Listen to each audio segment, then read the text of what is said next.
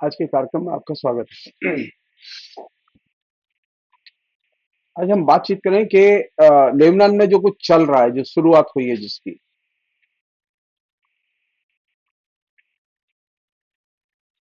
आज खबर आई सुबह के कल जो है फिर रात को 50 बार इजराइल ने लेबनान के विभिन्न इलाकों पर बमबारी की।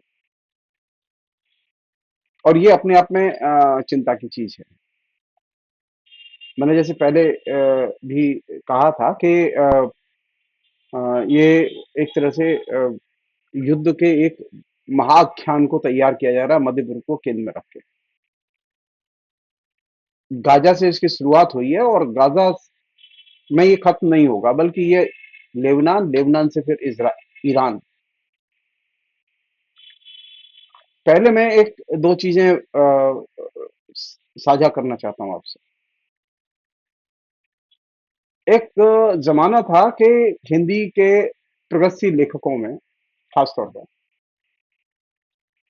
जब भी दुनिया में कहीं भी युद्ध की घटनाएं होती थी, अमेरिका या उसके सहयोगी देश युद्ध में शामिल होते थे, तो हिंदी में युद्ध विरोधी कविताएं, रचनाएं लिखने का और उसका प्रतिवाद करने का तरीका था। अब इन दिनों हम फेसबुक, सोशल मीडिया के युग में, ट्विटर है, हमारे पास इंस्टाग्राम है और दूसरी चीजें जिनमें के तमाम लेखक एक्टिव।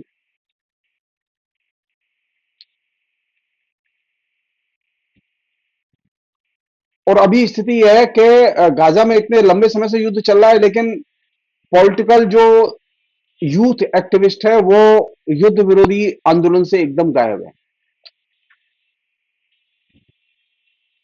युद्ध के खिलाफ और शांति के पक्ष में आंदोलन करने की युवा संगठनों में चेतना कैसे गायब हो गई, ये अपने आप में चिंता की चीज है। कांग्रेस के लोग तो पहले भी युद्ध विरोधी जुलूस नहीं निकालते थे, तो कांग्रेस के लोगों से तो मैं उम्मीद नहीं कर सकता, लेकिन वामपंथी लोगों से तो मैं उम्मीद कर सकता हूं कि वे युद्ध के खिलाफ में अपने प्रतिवाद को किसी न किसी रूप में जारी रखें और उनके छात्र युवा संगठन किसी रूप में जारी रखें।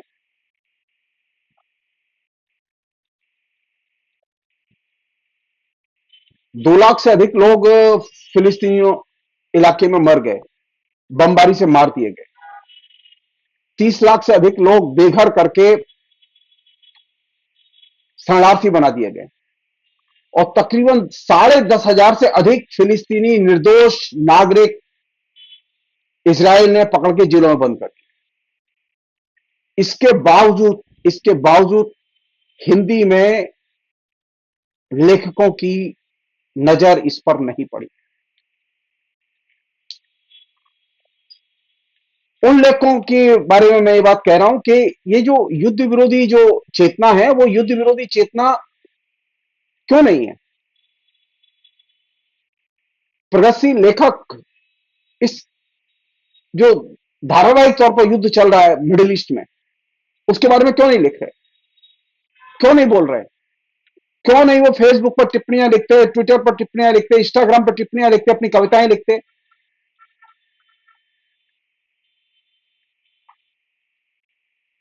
क्या स्थानीय मुद्दे और अपनी रचना से प्रेम इतना महत्वपूर्ण है कि हम अपने सामने युद्ध जैसी विभीषिका देखें और हम उस पर न बोलें।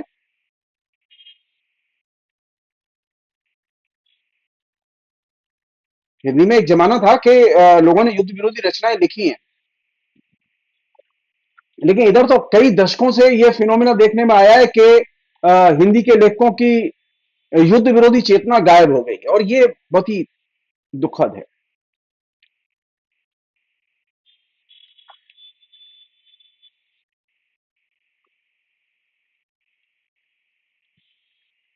क्या ये कहीं जो लिबरलाइजेशन है, न्यू लिबरलाइजेशन है, उस न्यू लिबरलाइजेशन का आइडियोलॉजिकल इंपैक्ट तो नहीं है कि हमारे यहाँ का जो बुद्धिजीवी है वो हिंदी का भी है, वो और भी भाषाओं का है। जो भारतीय बुद्धिजीवी है वो भारतीय बुद्धिजीवी युद्ध विरोधी चेतना से रहित कैसे हो गया।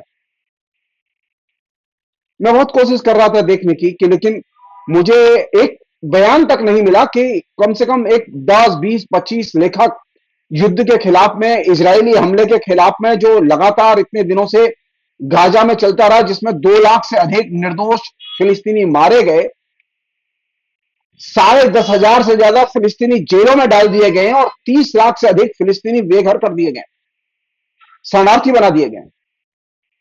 तो ये जिम्मेदारी तो बनती है कि आप कम से कम प्रतिवाद करें। इसे कहते हैं नव्य आर्थिक उदारीकरण का साइड इफेक्ट।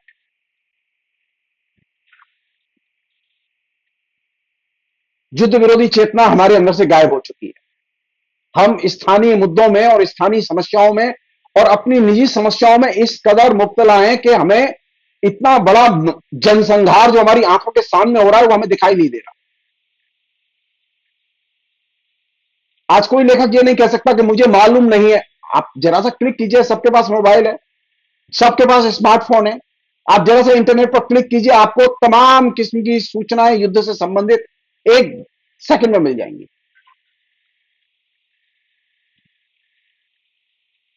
हिंदी के जो लेखक अपने जनतंत्र में व्यस्त हैं, मैं उन्हें सावधान कर रहा हूं कि अगर मिडिल ईस्ट में क्राइसिस और ज्यादा बढ़ता है तो आपका जनतंत्र सुरक्षित नहीं रहेगा।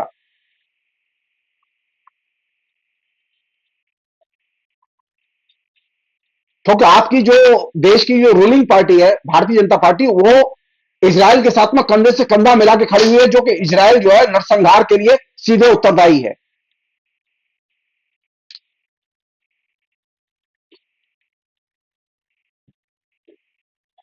तो युद्ध पे आप बोलेंगे नहीं, सांप्रदायिकता के हमले होंगे तो आप बहुत ज्यादा बोलेंगे नहीं, चुप रहेंगे, और अधिक से अधिक बोलेंगे भी तो संगठनों की गोष्ठियों में बोलेंगे। लेकिन युद्ध विरोधी तो संगठनों की गोष्ठियों में भी चेतना दिखाई नहीं दे रही। यहां तक कि जो इन दिनों एक फिनोमिना डेवलप हुआ है कि हम इन हाउस गोष्ठियां करते हैं, किसी घर इकट्ठे हो गए 15-20 लोग और बैठ के गोष्ठी कर रहे हैं। उन गोष्ठियों में जो 15-20 लोग इकट्ठे हो रहे हैं लेखक, उनमें भी युद्ध विरोधी बातचीत नहीं हो रही और उस बातचीत की जिस्ट फेसबुक और दूसरी जगहों पर पेश नहीं की जा रही। इतना बेखबर बुद्धिजीवी हिंदी में होगा, इसकी हमने कल्पना नहीं की थी। कायदे से इस बर्बरता के खिलाफ में हिंदी के लेखकों, बुद्धिजीवियों को खुल के लिखना चाहिए। भारत के बुद्धिजीवियों और लेखकों को खुल के लिखना चाहिए। यह समय चुप रहने का नहीं है। लगातार निर्दोष लोगों को, कभी आपने सोचा है कि युद्ध में बच्चे मार दिए जाएं? फिलिस्तीनियों के तकरीबन 32,000 से अधिक बच्चे मारे गए हैं, हजारों औरतें मारी गई हैं।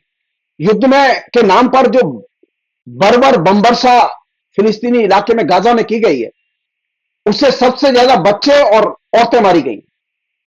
ये वे बच्चे और औरतें जिन्होंने कभी जीवन में एक बेंत या लाठी नहीं उठाई, पत्थर नहीं चलाए इन्होंने। तो निर्दोष लोगों की सरेआम हत्याएं की जा रही हैं, उसे सेलिब्रेट किया जा रहा है और आप उस पर चुप रहेंगे, तो ये तो एक तरह से अपराध में अघोषित हिस्सेदारी होगी आपकी। फिर आप ये नहीं कह सकते कि हमारे जनता के प्रति सरोकार हैं, हम जनता के सरोकारों के प्रति कटिबद्ध हैं।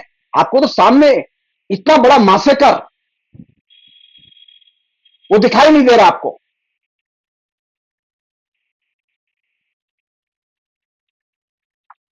किसी भी पत्रिका ने एक एडिटोरियल युद्ध के खिलाफ नहीं लिखा हिंदी की ने। इतना पतन तो पहले कभी हिंदी साहित्यिक पत्रिकाओं का नहीं हुआ था। साहित्यिक पत्रिकाओं को युद्ध विरोधी रचना छापने से किसने रोका है? लेखकों को युद्ध विरोधी रचना लिखने से किसने रोका है? क्या वजह है कि लेखकों के अंदर युद्ध विरोधी चेतना गायब हो गई?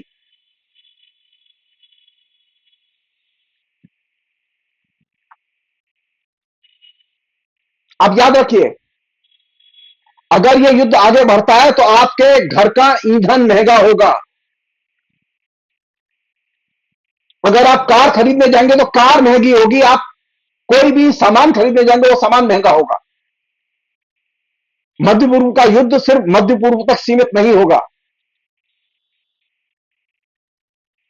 ऑलरेडी उसके रिफ्लेक्शन आपकी इकोनॉमी पर दिखाई दे रहे हैं।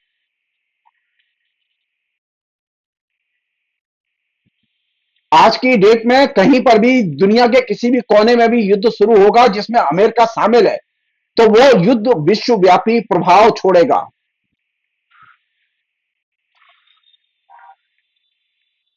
कहने का मेरा आशय है कि अगर मिडिल ईस्ट में युद्ध होता है और हम ये सोच रहे हैं कि नहीं वो तो लेबनान में हो रहा है, हमारा क्या लेना देना, वो तो फिलिस्तीन में हो रहा है, हमारा क्या लेना देना, आप इसे दिमाग से निकाल दीजिए। आपका ऑलरेडी बजट घरेलू खर्च का यूक्रेन के और फिलिस्तीन के युद्ध के कारण ऑलरेडी ऊपर जा चुका है, लेकिन आपके अंदर चेतना नहीं आई। यूक्रेन में जब युद्ध शुरू हुआ था तो मैंने उस समय भी 4-5 वीडियो किए थे, वो मेरे चैनल पे नया जमाना पर अवेलेबल है। आश्चर्य की बात है कि सामने युद्ध देखते हैं, हम युद्ध के खिलाफ बोलते नहीं। हम सामने दंगा देखते हैं लेकिन दंगे के खिलाफ बोलते नहीं। और हम ऊपर से दावा करते हैं कि हमारे सामाजिक सरोकारों के साथ में हमारी प्रतिबद्धता है। नहीं, ये दो चीजें एक साथ नहीं चलेंगी। मैं यही कहूंगा कि सामाजिक प्रतिबद्धता के नाम पर सामाजिक प्रतिबद्धता का फ्रॉड अधिक हो रहा है। एक अन्य चीज और जरूरी चीज, इस दौर में कोई भी युद्ध हो जो कि लोकल दिखाई देता है वो लोकल नहीं होगा बल्कि ग्लोबल होगा। सैन्य दृष्टि से वो स्थानीय होता है लेकिन उसके इंपैक्ट का एरिया पूरी दुनिया होती है। कहने के लिए रूस और यूक्रेन के बीच में युद्ध चल रहा है लेकिन सारी दुनिया उसकी गिरफ्त में है, सारी दुनिया की इकोनॉमी उसकी गिरफ्त में है। और ये जो अभी शुरुआत हुई है गाजा से निकल के, गाजा में युद्ध विराम लागू नहीं हुआ, गाजा में शांति स्थापित नहीं हुई, लेकिन गाजा से युद्ध आगे निकल के अब लेबनान की तरफ जा चुका है। और कल 50 बार इजराइल के बम वर्षक विमानों ने उड़ानें भरी और लेबनान के विभिन्न ठिकानों पर उन्होंने बम बरसाए। और उसके पहले जो 2 दिन उन्होंने किया वो एक तरह से साइबर टेररिज्म है। और सब लोग जानते हैं साइबर टेररिज्म में इजराइल मास्टर है।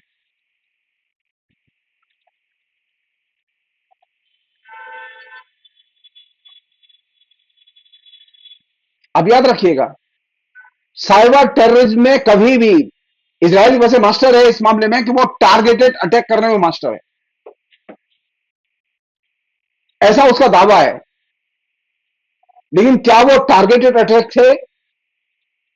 जो 3000 जो पेजर विस्फोट करके 4500 लोग घायल हुए पेजर और बाकी टाकी में विस्फोट करके, जिसमें 32 से अधिक लोग मर गए और जो लोग घायल हुए हैं उनमें किसी की आंख चली गई, किसी की दाईं आंख गई, किसी की बाएं आंख गई, किसी का हाथ चला गया, किसी के दोनों हाथ चले गए, किसी का पैर चला गया। यानी जिसके जहां वो छर्रे लगे विस्फोट के, वो अंग उसका साफ हो गया।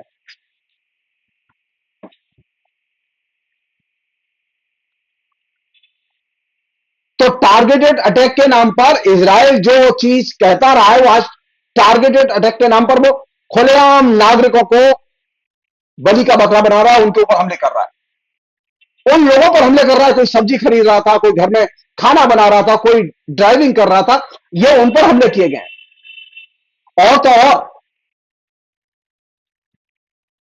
जो लोग डेड बॉडी ले जा रहे थे फ्यूनरल के लिए, प्रोसेशन था शव यात्रा के लिए, उसमें विस्फोट किए गए। इसे कहते हैं साइबर अटैक और साइबर टेररिज्म। साइबर टेररिज्म को खुलेआम इजराइल इंप्लीमेंट कर रहा है और हम उसकी निंदा नहीं कर रहे। हमारी आंखों सामने हजारों लोग प्रभावित हो रहे हैं लेकिन हम उसकी निंदा नहीं कर रहे।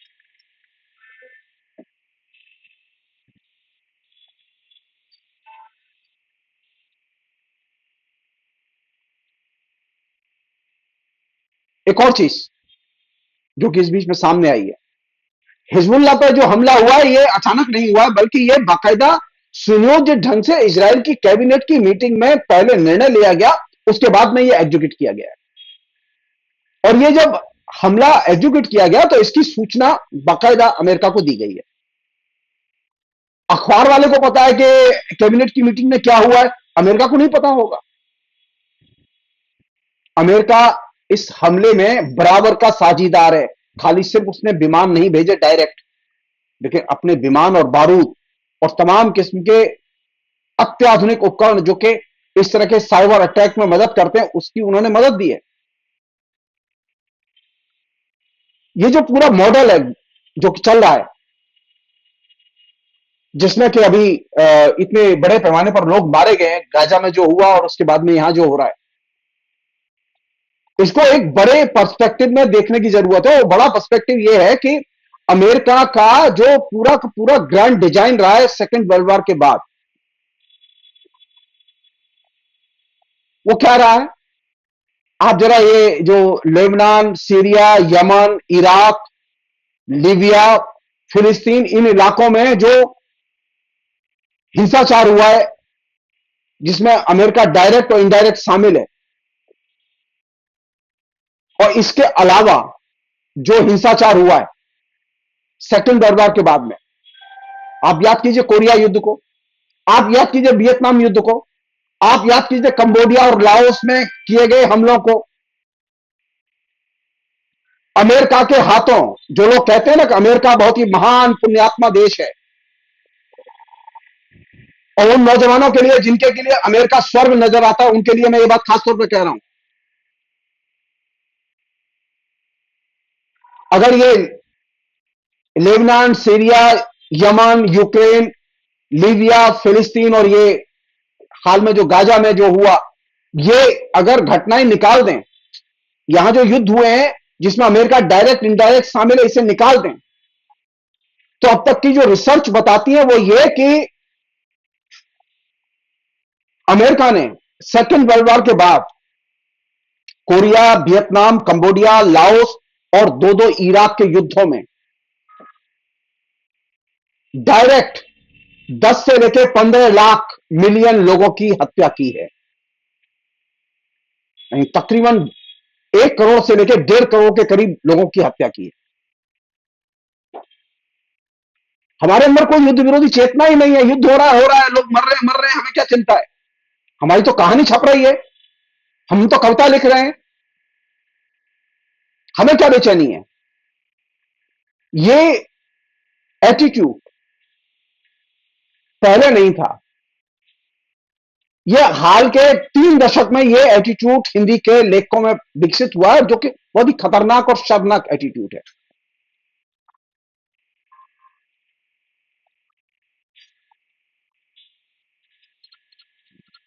जैसा कि मैंने आपसे अभी कहा कि कोरिया, वियतनाम, कंबोडिया, लाओस एवं 2 इराक युद्धों में तकरीबन 10 से लेकर 15 मिलियन लोग मारे गए अमेरिका के जरिए।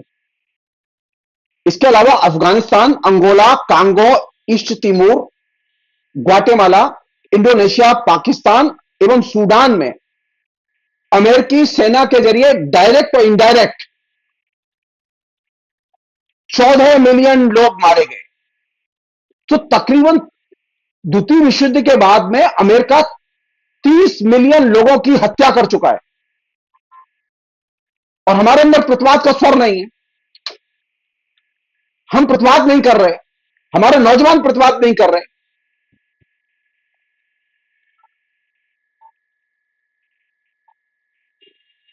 एक और चीज है जो खतरनाक डेवलप हुई है, जिसकी वजह से ये हिंदी में और दूसरे लेखकों में और दूसरे समाज के जागरूक तबके में रायता फैला हुआ है, यानी अचेतनता फैली हुई है। वो ये कि पिछले 30 साल में एक मॉडल खास तौर पर डेवलप किया गया है, जिसको कि हमारे अवचेतन में, हमारे मन में विभिन्न तरीकों से उतार दिया गया है। वो ये कि हमें नहीं जानना,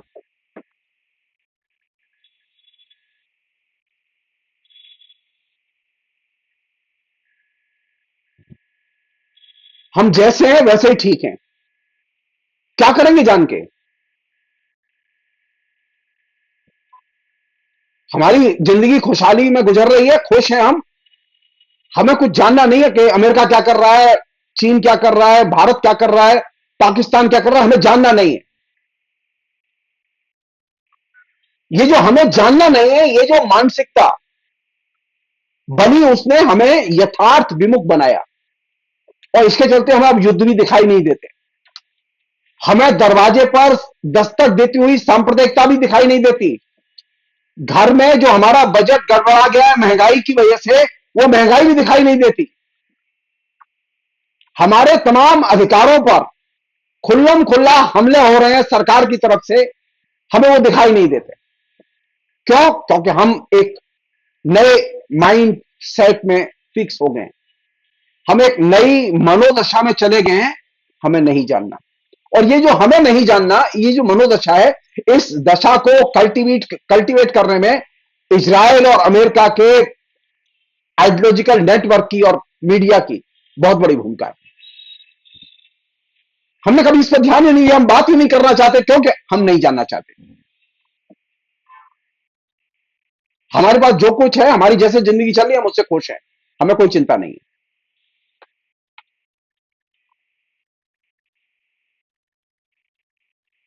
कायदे से होना चाहिए कि हमारे आंखों के सामने हमारी सूचना में कोई चीज आए, वो घट रही है तो हमें जानना चाहिए वो क्यों घट रही है। हो सकता है वो आपके लिए डायरेक्ट महत्वपूर्ण हो, लेकिन फिर भी जानना चाहिए क्यों घट रही है। अगर हम जानेंगे नहीं तो हस्तक्षेप कैसे करेंगे? हम जानेंगे ही नहीं तो हमें पता कैसे चलेगा इसका असर क्या होगा हमारे ऊपर, या हमारे शत्रु के ऊपर क्या असर होगा। तो हमें अपने विकास के लिए, अपनी चेतना के विकास के लिए इस माइंड सेट से अपने को बाहर निकालना होगा कि हमें जानना नहीं है। इस माइंड सेट ने लोकतंत्र की देश में क्षति की है। अंतरराष्ट्रीय चेतना के स्तर पर आपकी साम्राज्यवाद विरोधी युद्धवादी शक्तियों की जो भूमिका है, उससे आपने एकदम आंखें बंद कर ली हैं और उनको हीरो बना दिया है। और ये अपने आप में चिंता की चीज है। तो हमें ये जो घेटो है, हमें जानना नहीं है, ये एक तरह से घेटो, वैचारिक घेटो है। इस वैचारिक घेटो से बाहर निकलने की जरूरत है। सामने जो कुछ घट रहा है उस पर बोलो, लिखो, चीखो और चिल्लाओ, सबको बताओ। अगर बोलोगे नहीं, अगर अपनी भावनाओं को शेयर नहीं करोगे तो लोकतंत्र को बचा नहीं पाओगे। आज फिलिस्तीन में आग लग रही है, लेबनान को आग के हवाले करने की तैयारियां चल रही हैं। आप तय मानिए ये आग आपके घर तक आएगी। ये युद्ध सिर्फ मध्य पूर्व तक सीमित नहीं रहेगा। ऑलरेडी आपका बजट बढ़ चुका है, और ये जो दिक्कतें बढ़ेंगी उसके बाद आपको समझ में नहीं आएगा कि ये दिक्कतें क्यों बढ़ रही हैं, और सरकार जो है वो इजराइल का पक्ष क्यों ले रही है, इजराइल के साथ क्यों जा रही है, जो युद्ध में बुरी तरह से शामिल है।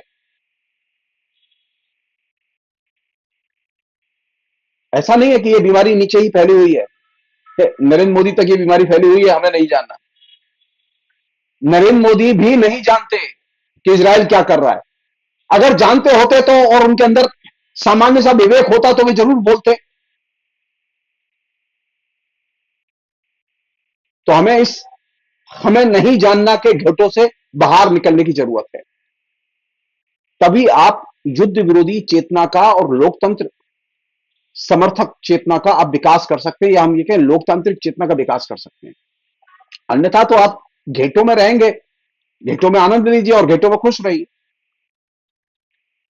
हिंदुस्तान की जनता इस अपराध के लिए आपको कभी माफ नहीं करेगी। बेहतर यह घेटों से बाहर निकलो। फिलहाल इतना ही।